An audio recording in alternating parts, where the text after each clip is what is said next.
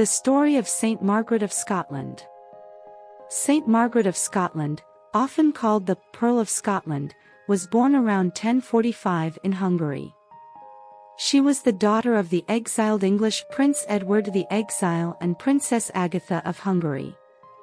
Margaret's life began during a time of political turmoil, but she was raised in a devout Christian household, receiving an excellent education that emphasized piety and service.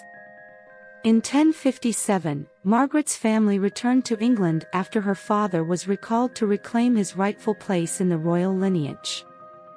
However, the political landscape shifted drastically after the Norman Conquest in 1066, and the family fled to Scotland for refuge. They were warmly received by King Malcolm III, a widower known for his strength and kindness. Margaret and Malcolm soon married, and their union marked the beginning of a transformative era for Scotland. As Queen, Margaret devoted herself to the spiritual and cultural renewal of the kingdom.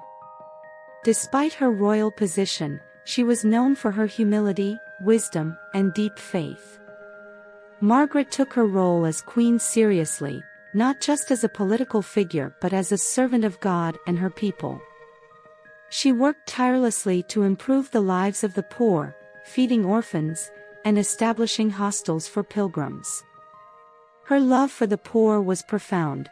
She often washed the feet of beggars and served them meals personally. Margaret was also deeply committed to the Church. She worked to reform the Scottish Church, aligning it more closely with Roman practices.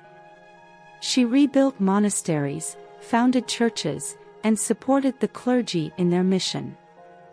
Her efforts strengthened the spiritual life of Scotland, making the kingdom a beacon of faith during her time. Margaret and Malcolm had 8 children, 6 sons and 2 daughters. She raised them with care, instilling in them a sense of responsibility, faith, and virtue.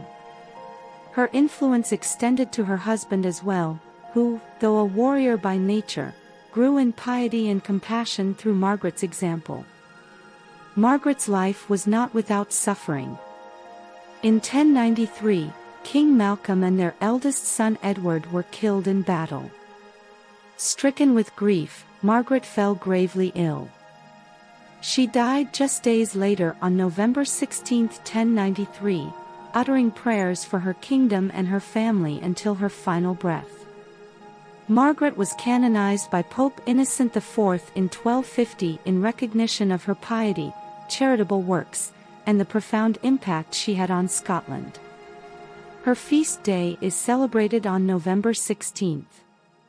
Saint Margaret of Scotland remains a powerful example of how faith, humility, and dedication can transform a nation.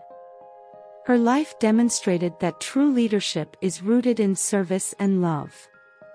To this day, she is venerated as a patroness of Scotland, widows, and parents.